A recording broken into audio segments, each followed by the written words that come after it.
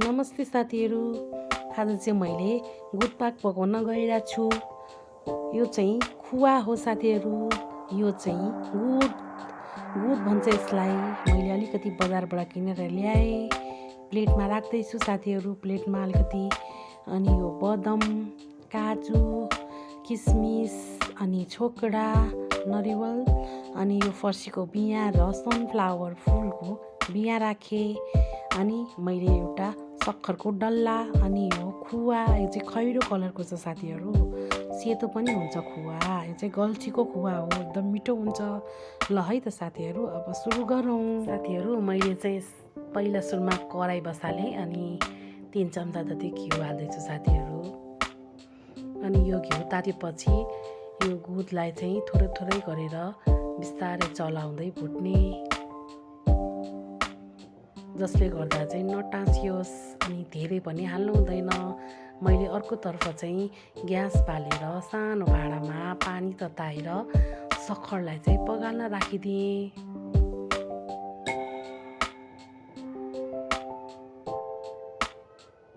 हेर्नुहोस् त साथीहरू, सक्खर यस्तो भयो झोल जस्तो। अनि यसलाई सक्खरलाई चाहिँ एक ठाउँमा राखिदिने। अनि फेरि मैले चाहिँ यो गुदलाई फेरि अलिअलि राख्दै फ्राई गर्न थालेँ साथीहरू। हजुरहरूले चाहिँ कसरी पकाउनुहुन्छ? म चाहिँ यस्तो तरिकाले पकाउँछु साथीहरू। ल अब बाँकी भएको गुदलाई पनि झिकिदिएँ। यस्तो भयो साथीहरू फ्राई गर्दा। हेर्नुहोस् त। अनि त्यही बाँकी भएको घिउमा चाहिँ यो ड्राई फ्रुटहरूलाई चाहिँ फ्राई गरिदिने। ल साथीहरू, यो पनि फ्राई भइसक्यो। अब म यसलाई एउटा प्लेटमा चिगेर राखिदिन्छु। आधी चाहिँ मिक्सरमा ग्राइन्ड गर्छु, आधी चाहिँ गार्निसको लागि राख्छु साथीहरू। हेर्नुहोस् त साथीहरू, यो खुवा। अनि मैले 1 कप दुध फर्स्टमा राखेँ कराईमा। अनि दुधमा चाहिँ यो खुवालाई चाहिँ राखेर घोलेर यसरी पकाउँदै बिस्तारै चलाउँदै गरे साथीहरू। अनि यस्तो रूप भयो। अनि अघि न मैले फ्राई गरेको ड्राई फ्रुटहरू र गुदलाई चाहिँ मिक्सर जारमा पिसेर अनि यसमा राखिदिन्छु साथीहरू। दरदरा पिसेर अनि यसमा राखिसकेपछि अनि चलाइदिने। अनि मैले खलमा चाहिँ दालचिनी र सुकमेल पिनेको थिएँ, अनि त्यो पनि राखिदिएँ अनि चलाइदिएँ साथीहरू। अनि अघि पगालेको सक्खरलाई पनि राखिदिएँ र चलाइदिएँ। यसलाई राम्रोसँग मिक्स गर्नुपर्छ साथीहरू। मैले चाहिँ सक्खर चाहिँ कम हालेको, अब यो धेरै खुवा पनि गुलियो सक्खर पनि गुलियो हुन्छ, त्यही भएर अलिकति कमै राखेँ। अनि यो रेडी भयो।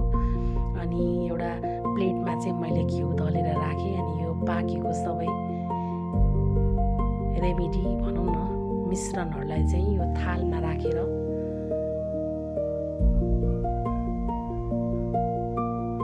सेलाउनको लागि छोडिदिन्छु साथीहरू। यसमा यो थालमा सबै खनाउँछु फर्स्टमा। अनि सरर मिलाएर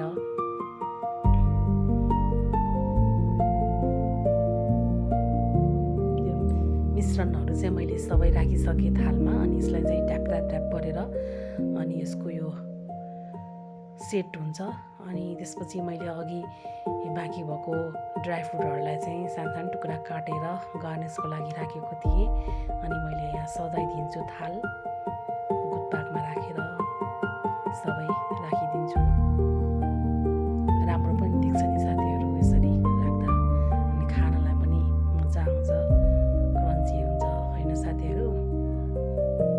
अनि एउटा चम्चाले चाहिँ यसलाई थिचिदिन्छु। अहिले त्यति सेट भएको छैन। अनि यसलाई चाहिँ सट्ट लाएर सेट गरिदिन्छु साथीहरू। अनि चिसो बनाउनको लागि म राखिदिन्छु 4-5 घन्टाको लागि। अनि यो सेट हुन्छ साथीहरू। ल साथीहरू, यस्तो भयो नि त। अब म यसलाई एउटा जालीले छोपेर राखिदिन्छु। अनि चिसो भएपछि खान्छु साथीहरू।